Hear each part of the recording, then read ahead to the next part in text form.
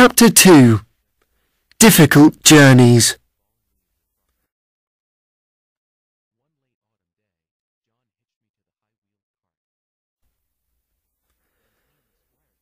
One morning I was put into a small carriage to take Squire Gordon and John on a long journey for the squire's business.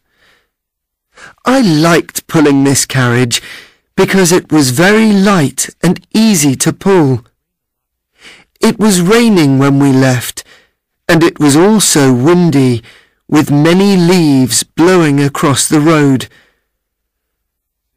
On our journey, we crossed a bridge, and I saw that the water of the river was really high. Many of the fields that we passed were flooded, and sometimes I had to pull the carriage through water on the road. When we got to the town, I had a good rest while Squire Gordon did his work.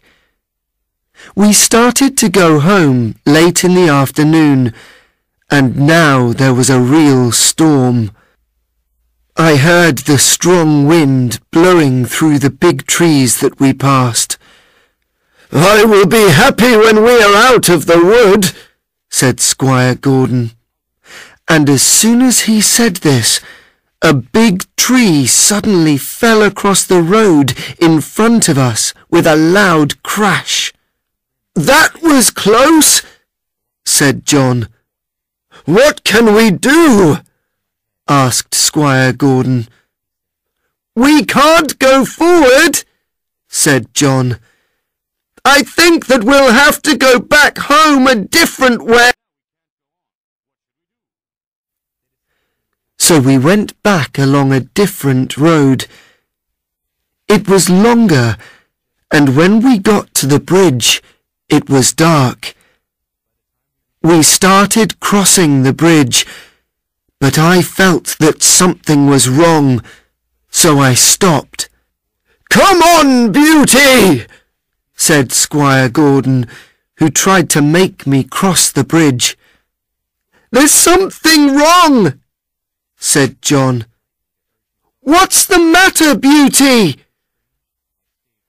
I knew that the bridge was not safe, but I could not tell him. Then we heard a man shout from the other side of the bridge.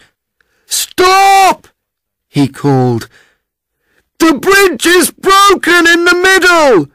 If you continue, you will fall into the river." "I see," John replied. "Thank you, sir." "And thank you, Black Beauty," called Squire Gordon. "You saved us."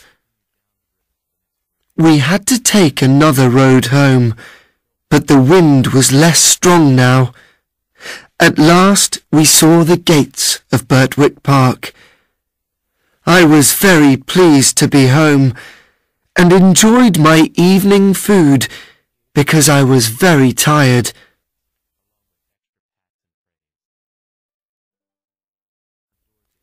A few weeks later, Squire Gordon and his wife decided to visit some friends who lived about 60 kilometres from my home.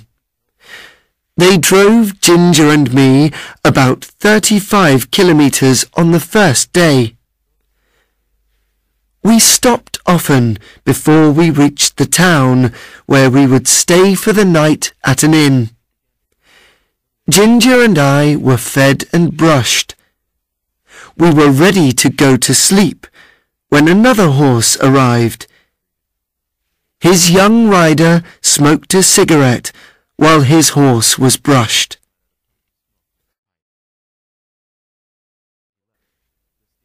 I don't know how long I slept, or what time it was when I woke up.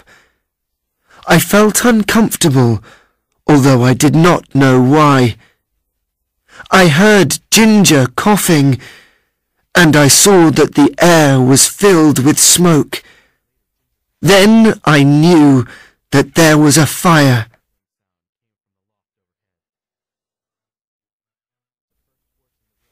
A man appeared with a lantern and tried to take the horses outside.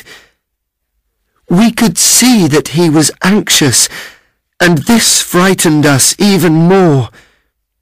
None of us wanted to leave, although we knew we were in danger. What would happen to us? We did not want to go anywhere. Then John arrived.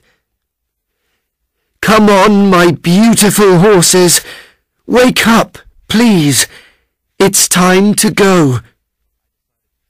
He spoke softly and was so gentle with me that I stopped feeling frightened.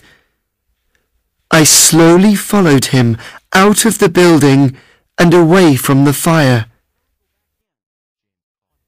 When I saw that I was safe, I called out for the other horses to leave. Ginger later told me that I had saved her. By now, the fire was bigger, and just as John led Ginger away from the fire, the building collapsed. Finally, some firefighters arrived to try to put out the fire. After many hours, the fire was no more. When we arrived at the house of Squire Gordon's friends the next evening, everyone was talking to John. "It is one of the hardest things in the world to move horses when there is a fire," said Squire Gordon's friend. "What you did to help them was incredible."